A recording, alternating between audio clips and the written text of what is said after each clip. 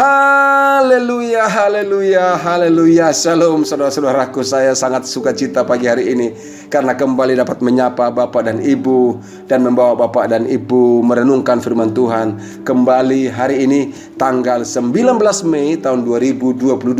Saya sangat berharap kepada Tuhan kiranya pagi hari ini Bapak Ibu selalu mengalami rahmat Tuhan dan juga membawa Bapak Ibu untuk mengalami kebaikan-kebaikan Tuhan melalui firman Tuhan yang akan kita renungkan, membawa Bapak dan Ibu senantiasa mengalami keteguhan iman, mengalami kesegaran iman, dan senantiasa mengalami hidup yang senantiasa semakin berserah dan berharap kepada Tuhan. Karena melalui firman-Nya iman kita diteguhkan, melalui firman Tuhan semangat kita diperkokoh, melalui firman Tuhan pengharapan kita semakin teguh karena kita percaya Allah tidak pernah berdusta, Tuhan tidak pernah berbohong, Tuhan tidak pernah ingkar akan janjinya, dan segala yang diucapkan dan dijanjikannya akan ditepati pada waktunya dengan caranya bagi orang yang berharap dan percaya kepada Tuhan Yesus. Itulah sebabnya Ibu dan Bapak dikasih Tuhan, di dalam iman dan kepercayaan kita kepada Tuhan Yesus Kristus,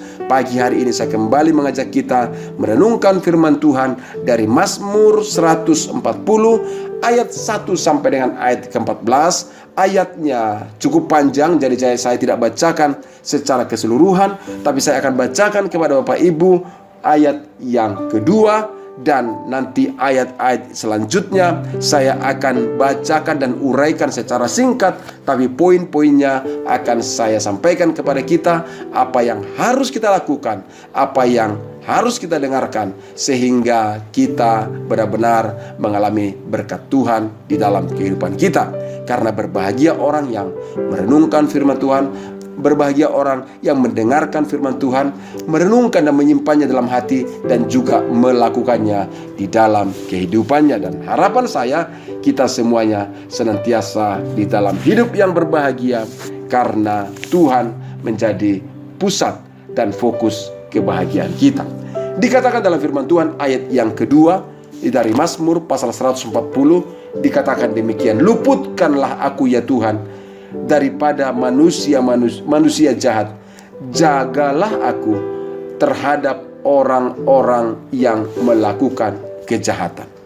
Dijelaskan dan diungkapkan di dalam bagian firman Tuhan ini adalah doa dari Daud yang meminta perlindungan Tuhan terhadap orang-orang yang jahat di dalam kehidupannya.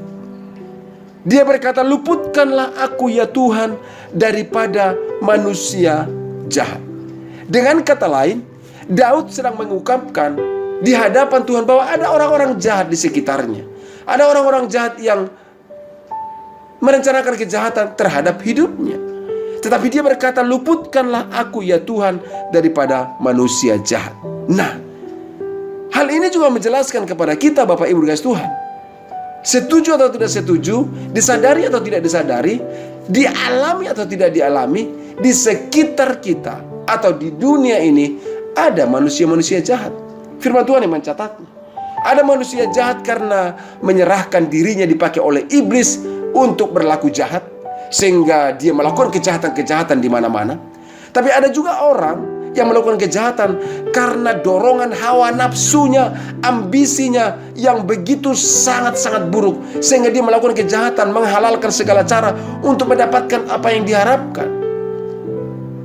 Dan dia menjadi kategori manusia jahat.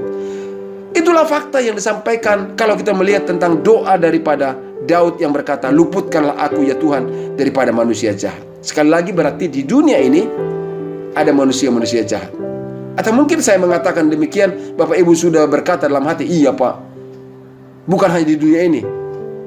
Saya kenal ada orang yang jahat seperti itu.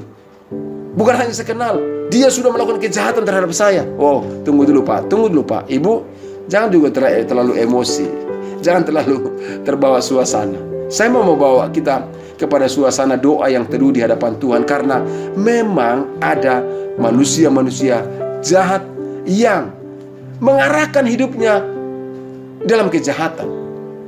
Dan tapi lebih jelasnya lagi saya mau sampaikan kepada Bapak Ibu, apa sih Atau siapa sih yang dikatakan manusia-manusia jahat itu? Ternyata dalam ayat demi ayat dalam Mazmur pasal 140 ini, tanpa saya bacakan satu persatu, tapi saya sudah tuliskan tentang urutan-urutan atau daftar-daftarnya. Yang pertama, manusia jahat itu adalah manusia yang melakukan kekerasan. Orang yang melakukan kekerasan disebutkan manusia jahat. Tapi juga adalah orang yang merancangkan kejahatan dalam hati. Dalam hati dia merancangkan kejahatan.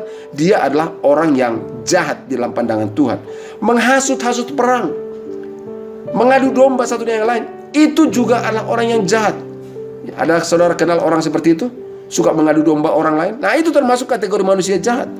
Ada yang menejamkan lidahnya seperti ular. Ya, bisa ular sendok ada di bawah bibirnya. Artinya bibirnya itu adalah, atau kata-katanya itu adalah kata-kata yang berbisa, kata-kata yang membahayakan. Ya kan, ada orang begitu. Ada orang kata-katanya, kata-kata waktu dia bicara, hati kita teduh mendengarkannya. Kenapa? Kata-katanya itu kata-kata yang memberkati, kata-kata yang menguatkan. Tapi ada orang, kalau dia bicara, waduh, itu sudah bikin pusing deh. Bikin pusing dan waduh, membuat kacau, saudara. Jadi lebih baik dia diam. Nah, tapi ada orang memang seperti itu.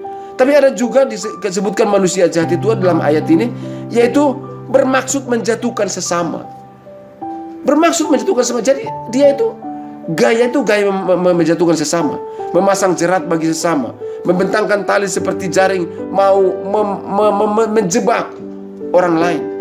Ada juga yang menaruh perangkap seperti apa? Seperti menaruh perangkap sepanjang jalan. Dalam hari-hari itu adalah jebakan-jebakan melulu, bicara menjebak, membuat tindakan-tindakan menjebak. Supaya apa? Supaya orang bisa dijatuhkan, ya kan?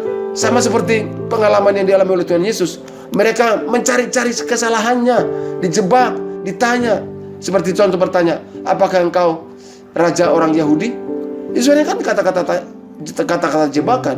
Kalau dia bilang iya, wah itu akan, Herodes akan marah betul, karena ada orang yang memposisikan diri sebagai raja, melampaui kerajaan Romawi tentunya.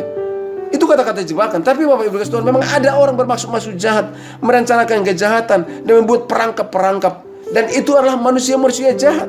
Dan dikatakan juga orang yang melakukan kejahatan itu atau manusia jahat itu disebutkanlah manusia fasik, pemfitnah. Tahu saudara pemfitnah? Fitnah itu adalah menyampaikan kata-kata yang buruk terhadap seseorang tanpa ada dasarnya, tanpa ada alasannya. Jadi menjelek-jelekkanlah intinya. Itu fitnah. Nah, Ibu Bapak dikasih Tuhan, orang-orang yang seperti itu, kategori yang saya bacakan tadi, dalam pandangan Tuhan, itu adalah manusia-manusia jahat. Dan terhadap orang-orang seperti itulah Daud berkata, Tuhan, luputkanlah aku ya Tuhan, lindungilah aku ya Tuhan daripada manusia-manusia jahat. Tetapi puji Tuhan, di dalam ayat 13 sampai dengan ayat 14, diakhiri dan ditutup dengan suatu pernyataan. Daud berkata dalam doanya, aku tahu bahwa Tuhan akan memberi keadilan kepada orang tertindas dan membela perkara orang miskin. Ayat 14 dikatakan, sungguh orang benar akan memuji namamu, orang-orang yang jujur akan diam di hadapanmu. Artinya Daud mengatakan, kalau ada orang, ada manusia-manusia jahat di dunia ini, tetapi ada juga manusia yang hidup dalam hati yang murni, hati yang benar di hadapan Tuhan, hati yang jujur di hadapan Tuhan, dia akan mengalami keadilan dan perlindungan Tuhan. Itu merupakan suatu hal yang sangat luar biasa Bapak Ibu dikasih Tuhan. Oleh karena itu Bapak dan Ibu, berdasarkan Mazmur pasal 140 ini dijelaskan kepada kita tentang orang-orang jahat, agar kita berhati-hati dan tidak menjadi korban kejahatan mereka.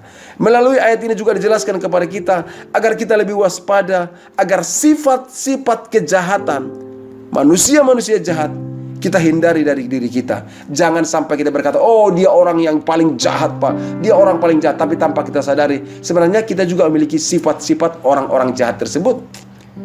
Jadi kita perlu berhati-hati, waspada, agar sifat-sifat yang seperti itu tidak dalam diri kita. Yang ketiga yang bisa kita melihat berdasarkan pasal ini adalah bahwa terhadap orang-orang berlaku jahat, yang berlaku jahat terhadap kita, yang harus kita lakukan adalah selalu berharap memohon pertolongan Tuhan. Jangan membalas, biarkan Tuhan yang membalas. Minta perlindungan Tuhan. Daud juga melakukan hal yang sama. Waktu dia dijahati oleh Saul, dia tidak membalas. Ada kesempatan untuk membalas, dia tidak membalas. Tapi dia juga berkata bahwa Tuhan akan melakukan apa yang terbaik. Dan dikatakan jangan membunuh dia. Dia akan mati mungkin pada waktunya, atau mati dengan cara yang Tuhan kehendaki. Nah, saudara, memang begitu, orang-orang jahat itu gak perlu dibalas. Tapi kita berdoa kepada Tuhan supaya hidup kita di dalam perlindungan Tuhan, dan Tuhan yang menolong supaya orang-orang yang berlaku jahat tersebut, jika kiranya Tuhan berkehendak, jika kiranya Tuhan berkenan, mereka bertobat. Tapi kalau tidak bertobat, biar Tuhan yang menghentikannya. Yang keempat, bahwa kita harus menyadari dan mempercayai akan perlindungan Tuhan dan berharap kepadanya. Percaya perlindungan Tuhan. Dan saya yakin Bapak Ibu dikasih Tuhan, bahwa ada orang-orang yang berniat jahat, ada orang bermaksud-maksud jahat. Dan saya juga sangat percaya perlindungan Tuhan dalam kehidupan kita. Itulah sebabnya Bapak dan Ibu, saudara-saudaraku dikasih Tuhan, pada kesempatan hari ini, hari Kamis tanggal 19 Mei tahun 2022 ini, saya mau menyampaikan kepada kita, tetaplah berjaga-jaga dalam kehidupan kita, tapi tetap juga memohon perlindungan Tuhan atas kehidupan kita. Karena di dunia ini ada orang-orang yang berlaku jahat, manusia yang berlaku jahat karena pekerjaan iblis atau karena hawa nafsu mereka. Tapi Bapak Ibu guys Tuhan, biarlah hal itu juga tidak ada dalam diri kita. Tidak ada niat-niat jahat dalam hati kita terhadap sesama kita, terhadap siapapun dalam kehidupan kita. Dan kita jaga hati yang murni, dan percayalah Tuhan selalu melakukan keadilan, dan keadilannya yang terbaik akan diberikan kepada orang-orang yang melakukan kehendaknya. Dan juga Tuhan memberikan yang terbaik, memberikan penghukuman, memberikan keadilan kepada orang-orang yang melakukan kejahatan. Terus sebabnya pada kesempatan ini saya mengajak Bapak Ibu, kita berdoa bersama-sama agar hidup kita diluputkan, dijauhkan, dibebaskan dari niat-niat orang jahat, dan kita juga dibebaskan dari kelakuan-kelakuan jahat. Kita tidak menjadi pelaku, dan kita juga tidak menjadi korban kejahatan. Mari kita berdoa bersama-sama. Ya Tuhan yang kami sembah dalam nama Yesus, melalui firman Tuhan yang kami renungkan pada pagi hari ini tentang doa Daud yang memohon kepada Tuhan supaya diluputkan dari segala orang-orang yang jahat, manusia-manusia jahat, kami juga berdoa di hadapan. Ini hidup kami persembahkan dan kami serahkan ke dalam tangan perlindungan-Mu. Saudara-saudaraku yang mendengarkan renungan ini juga berdoa menyerahkan hidup mereka ke dalam tangan-Mu. Jauhkanlah mereka, luputkanlah mereka dari orang-orang berniat jahat.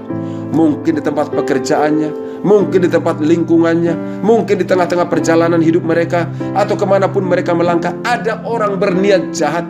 Tapi saat ada orang berniat jahat, hamba berdoa, gagalkan ya Tuhan. Lindungi setiap saudara-saudaraku, jagai mereka, luputkan, sehingga niat-niat orang jahat tidak terjadi dalam kehidupan mereka, tidak terjadi dalam keluarga mereka. Ya Tuhan, kami berdoa hari ini, menyerahkan keluarga kami, menyerahkan anak-anak kami, menyerahkan sahabat-sahabat kami. Jauhkan mereka, luputkan kami semuanya dari orang-orang yang mau bermaksud jahat atas kehidupan kami. Karena firman-Mu mengatakan bahwa di dunia ini ada orang-orang yang manusia-manusia jahat yang merencanakan dan melakukan kejahatan. Tapi kami percaya perlindungan-Mu nyata dalam hidup kami. Dan kami juga berdoa, ya Tuhan, ini hidup kami, selidiki hati kami ya Tuhan. Tolong kami Bapa, supaya kami juga tidak menjadi orang-orang yang berlaku jahat, tapi menjadi orang-orang yang berlaku baik, berlaku benar, berlaku adil sesuai dengan kehendak Tuhan. Dan kehidupan kami menjadi kehidupan yang diberkati, dan menjadi kehidupan yang menjadi berkat bagi sesama. Kata-kata kami menjadi kata-kata yang memberkati, tindakan kami menjadi tindakan yang diberkati, pemikiran-pemikiran kami, ide-ide kami yang kami sampaikan menjadi ide-ide yang sungguh-sungguh berkenan kepada Tuhan. Sehingga di dalam lingkungan di mana kami berada, hidup kami menjadi hidup yang memberkati, karena Tuhan yang menolong, karena Tuhan yang memelihara, karena Tuhan yang menjagai hati kami menjadi hati yang tulus, murni di hadapan Tuhan. Terima kasih Bapa. Ke dalam tangan-Mu kami serahkan hidup kami, dan kami percaya perlindungan-Mu dalam hidup kami, di dalam hari-hari yang kami jalani akan selalu nyata. Dan kami percaya Tuhan meluputkan kami dari orang-orang yang berlaku jahat. Di dalam nama Yesus Kristus kami berdoa, kami ucap syukur, haleluya, amin. Ibu dan Bapak dikasih Tuhan, demikianlah renungan kita pagi hari ini, di mana ada doa Daud meminta supaya diluputkan dari orang-orang jahat. Saya percaya Tuhan juga meluputkan kita dari orang-orang yang jahat, dalam kehidupan ini. Tuhan Yesus memberkati. Jika Bapak Ibu dalam keadaan sakit, saya berdoa kiranya Tuhan menyembuhkan dan menjawab Bapak Ibu. Dan jika Bapak Ibu juga bila ada pergumulan dan pokok-pokok doa atau mungkin pertanyaan-pertanyaan untuk pertumbuhan rohani, Bapak Ibu bisa tanyakan dan kirimkan melalui nomor WA di podcast ini. Dan juga saya sampaikan, mohon Bapak Ibu jika ada berkat-berkat yang Bapak Ibu alami, tuliskan di kolom komentar, sehingga Bapak Ibu bisa menyatakan itu menjadi pernyataan iman, dan juga sekaligus bisa memberkati banyak orang melalui tulisan-tulisan yang Bapak Ibu tuliskan di kolom komentar. Dan jika Bapak Ibu juga berkenan, bisa mengirimkan, membagikan podcast ini kepada teman-teman kita sebanyak-banyaknya, supaya mereka juga diberkati oleh Tuhan dan mereka juga bisa mengalami pertumbuhan iman yang indah dari Tuhan. Sekali lagi, selamat pagi bagi kita semuanya. Salam sejahtera. Tuhan Yesus memberkati. Amin.